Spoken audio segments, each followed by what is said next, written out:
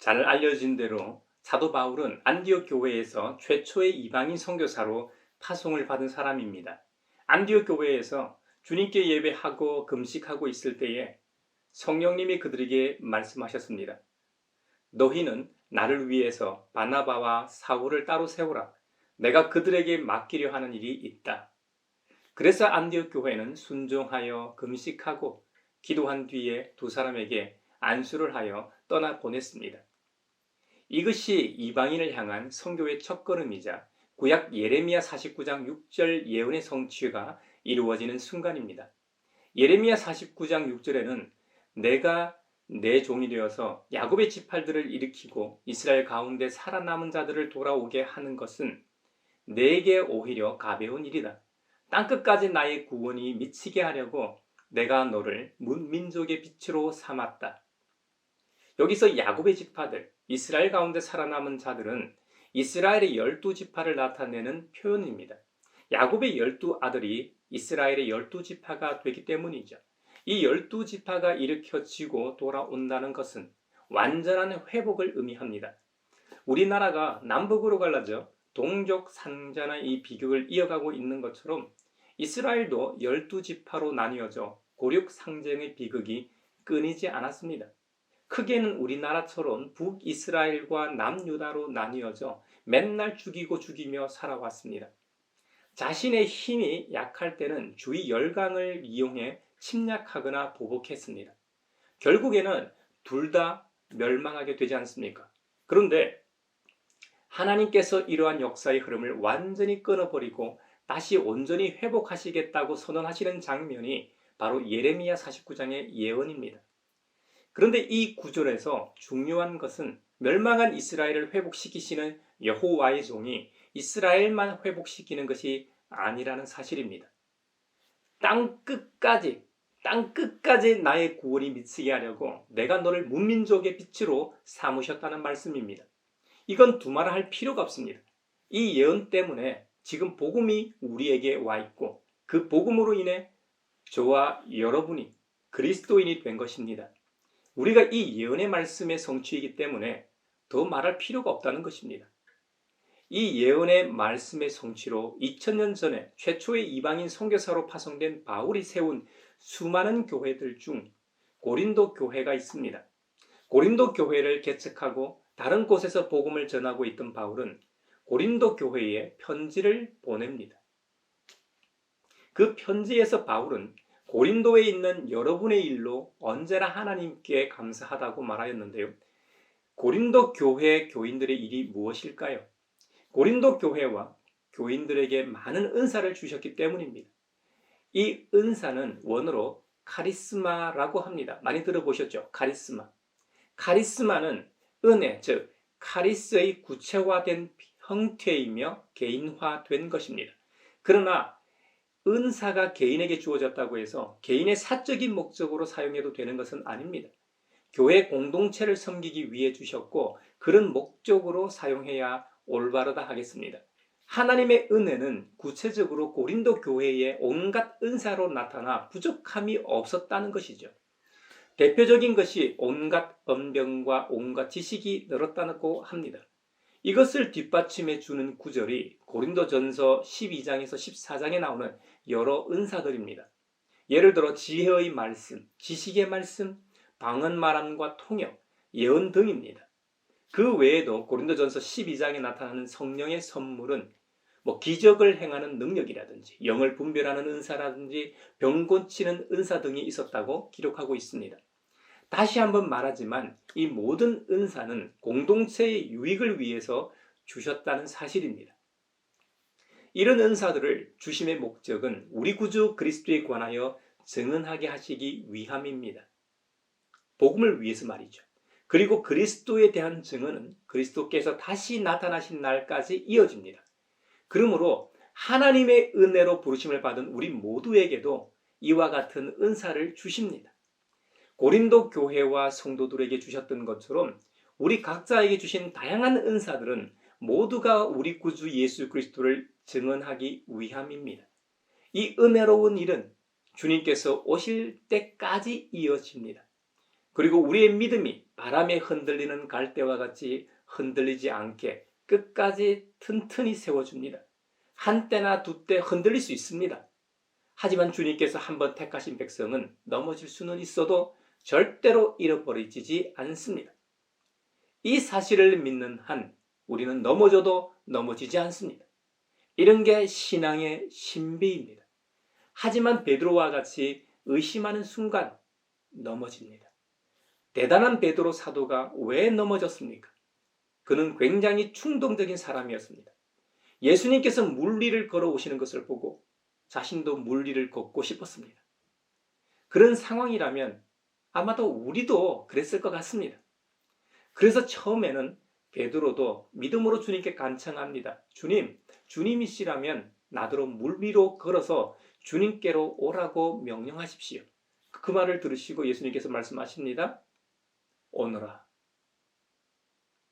주님의 말씀이 끝나자마자 베드로가 배에서 내려 물 위로 걸어서 예수님께 가는 일이 가능해졌습니다. 그러나 거센 바람이 불어왔습니다. 베드로는 그 거센 바람이 불어오는 것을 보고 무서움에 사로잡힙니다. 그리고 물에 빠져 허우적거리며 물속으로 점점점 빠지게 됩니다. 그는 원래 어부였기 때문에 수영도 꽤나 잘하는 사람이었지만 얼마나 당황했는지 주님께 살려달라고 애원하고 난리도 아니었습니다. 그때 주님께서 베드로의 손을 붙잡고 뭐라고 말씀하신 줄 아십니까? 믿음이 적은 사람아, 왜 의심하였느냐? 베드로의 경우를 통해 알 수 있듯이 문제는 믿음입니다. 항상 믿음이 관건입니다. 이 시간 우리 자신의 믿음을 돌아봅시다. 주님을 향한 진정한 믿음이 있는가 성찰해 봅시다. 베드로와 같이 삼키려고 하는 여러 환경이나 어려움의 바다가 앞에 놓여 있을 때 주님을 향한 우리의 믿음은 견고합니까? 그 장벽으로 인해 의심하고 흔들리지 않는가 말입니다. 육적인 일, 세상적인 일, 복음의 증거를 무력하게 하는 여러 요인들로 인해 갈대와 같이 흔들리는 우리를 하나님 아버지께서는 너무나 잘 알고 계십니다. 그것은 최초의 인간 아담과 하와를 통해서도 이미 입증된 일입니다. 그래서 자유로우신 아버지 하나님께서는 아들 우리 주 예수 그리스도와 친교를 가지게 해주셨습니다. 친교는 잘 알려진 대로 원어로는 코이노니아입니다. 많이 들어보셨죠? 이 코이노니아는 함께 교제하며 나누는 것을 의미합니다. 사도행전에 나오는 최초의 교회, 예루살렘 교회가 12사도를 중심으로 서로 유무상통한 것이 대표적인 예일 겁니다. 자신의 소유를 가져와서 가난한 자를 위해 헌금하고 이를 나누어지는 것이 사도행전에 나오는 코이노니아입니다. 결국 이 모든 것이 복음 사역을 위한 협동인 것이죠. 가난한 자들을 위한 헌금 등과 같은 이런 기부금은 교회의 교제를 나타내주는 확실한 표현이요 증거입니다. 이것은 단순한 구제가 아닙니다. 마음 깊은 곳에서부터 흘러나오는 긍휼이요 영혼을 사랑하는 마음으로 행해지는 구제입니다. 물질이 필요한 사람에게 표면적으로 물질을 나누어주는 것이 아니라는 말입니다.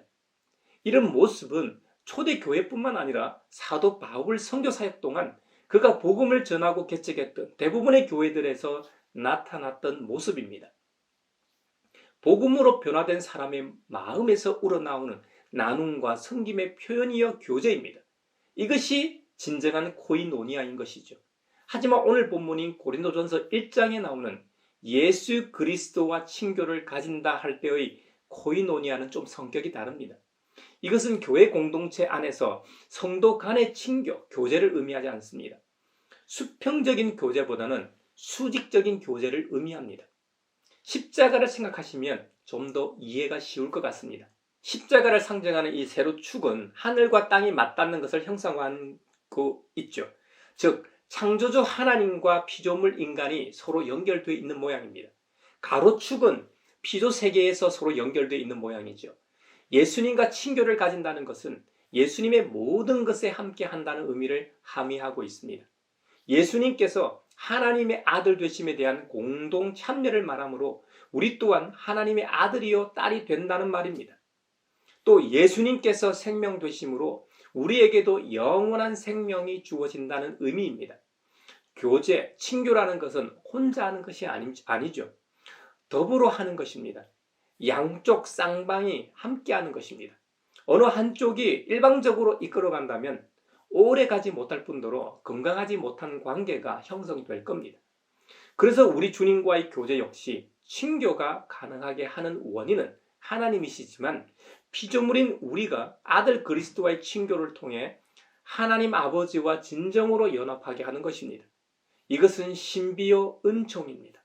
그렇기 때문에 세상 사람들은 이 신비를 절대로 알 수가 없습니다. 이것은 오직 그리스도 안에서만 경험하고 누리는 은혜이기 때문입니다. 창조주와의 이 좋은 친교를 우리는 이미 누리고 있습니다. 오늘 이 시간은 고린도전서의 서문만을 본문으로 하고 있습니다만 사도 바울은 고린도전서 총 16장에서 굉장히 중요한 내용들을 다루고 있습니다.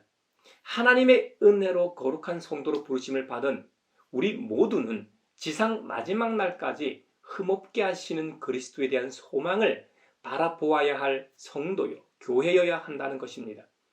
그래서 사도 바울은 고린도 교회의 당시 상황을 열거하고 있습니다.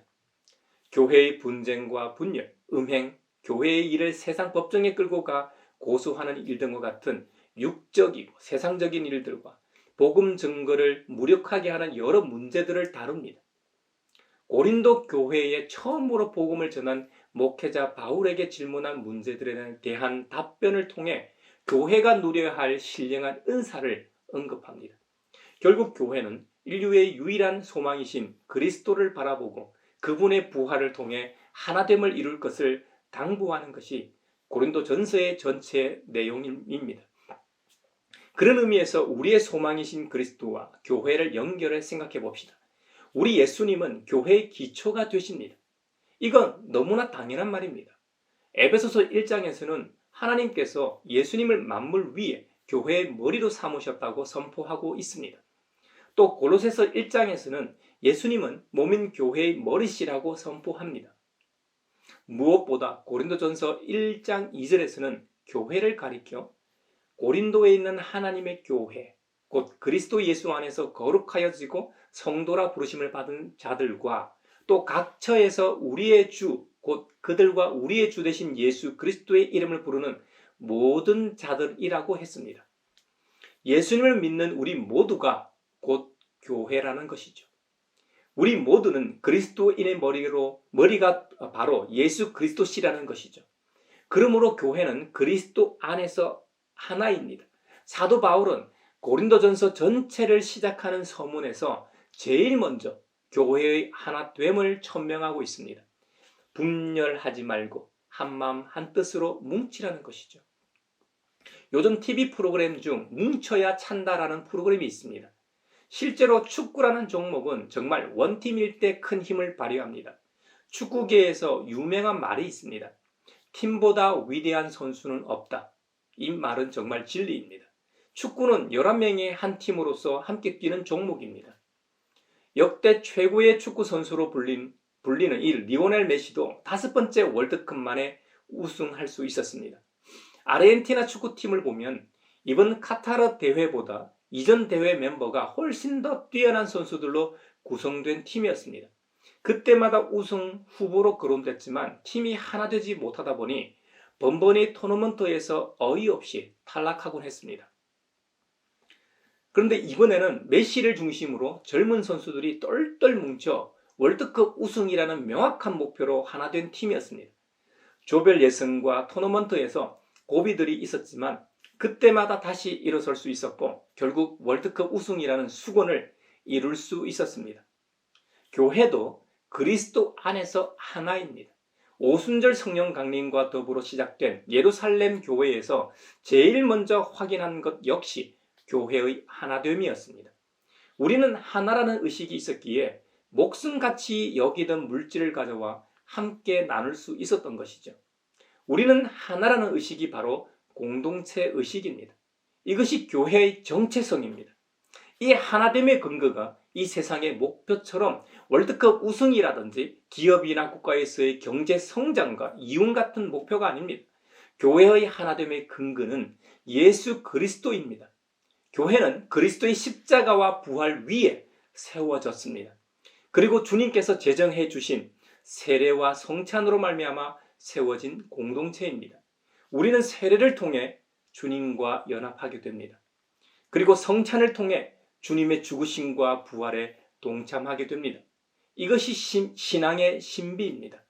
경험해보지 않은 사람은 절대로 알 수 없는 신비요 비밀입니다.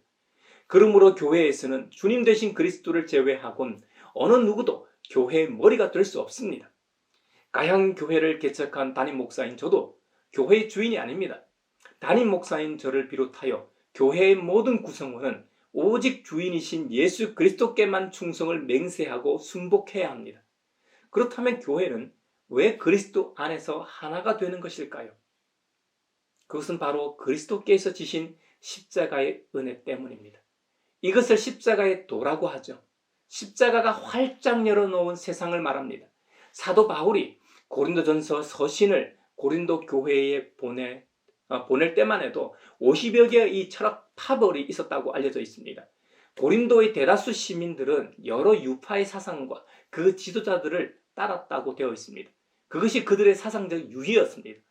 그러다 보니 안타깝게도 고린도 교회도 그 도시의 영향으로 교회 내에 여러 파벌과 당파로 나뉘어 분쟁이 있었습니다. 그래서 사도 바울은 참된 지혜가 무엇인지 선포하고 있습니다.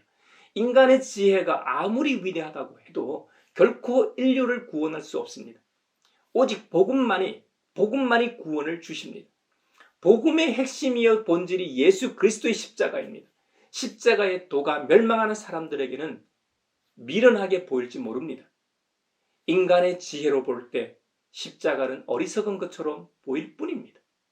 그러나 구원을 받는 그리스도인들에게는 십자가의 도가 하나님의 능력이 됩니다.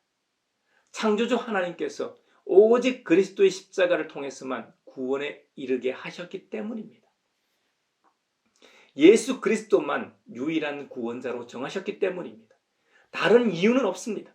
그래서 예수님께서도 마지막으로 제자들에게 당부하셨던 말씀이 땅 끝까지 이르러 내 증인이 되라고 하셨던 것입니다. 또한 우리가 하나 꼭 기억해야 할 것이 있습니다. 고린도 교회가 복음을 받아들이고 구원을 받은 것은 그들이 남들보다 더 선하거나 현명했기 때문이 아닙니다. 오직 하나님께서 그들을 택하셨기 때문입니다. 예수님께서 세례자 요한에게 세례를 받으신 일은 유명한 이야기입니다. 요한은 어떻게 하나님의 아들 예수 그리스도를 알아볼 수 있었을까요? 세례 요한이 무슨 수로 알아볼 수 있었겠습니까? 알려주는 이가 있었기 때문에 알 수 있었습니다. 요한복음서 1장에 보면 세례 요한 스스로가 밝히고 있습니다.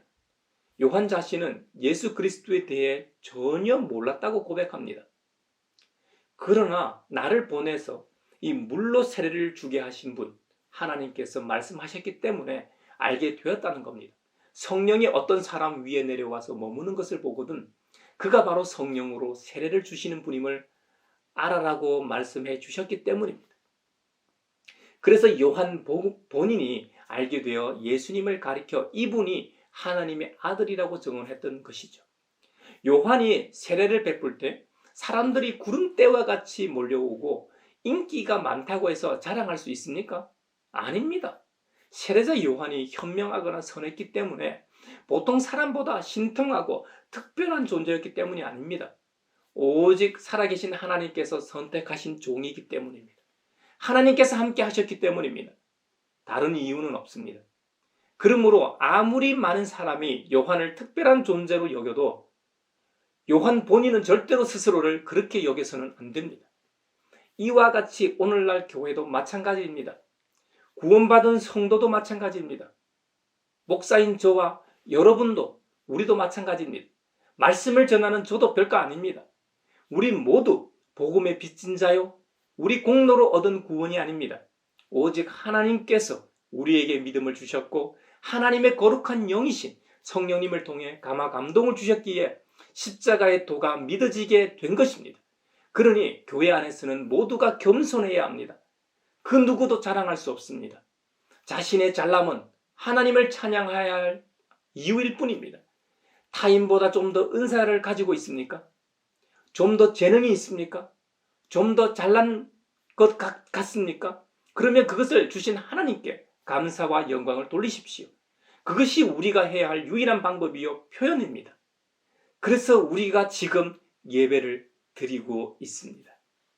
하나님께서 우리의 힘이 아닌 주님의 은혜로 구원받게 하신 것은 그 누구도 주님 앞에서 자랑을 못하게 하기 위함입니다. 그러므로 교회는 그리스도의 십자가를 자랑해야 합니다. 그리스도의 십자가를 내세울 때 서로 일치할 수 있고 하나를 똘똘 뭉칠 수 있습니다. 이런 교회는 코로나 팬데믹이 와도 아무 상관이 없습니다. 비대면으로 예배를 드린다고 해도 믿음이 떨어지거나 팬데믹 이후에 예배당 안에 빈 좌석이 생기고 헌금이 줄 수 있겠습니까? 아닙니다. 우리의 신앙이 그리스도의 십자가의 뿌리를 내리고 있다면 신앙이 흔들리는 모습이 결단코 있지 않을 겁니다. 이번 한 주간도 우리 모두 복음의 핵심이신 그리스도의 십자가에 깊이 뿌리를 내리고 살아가시길 축복합니다.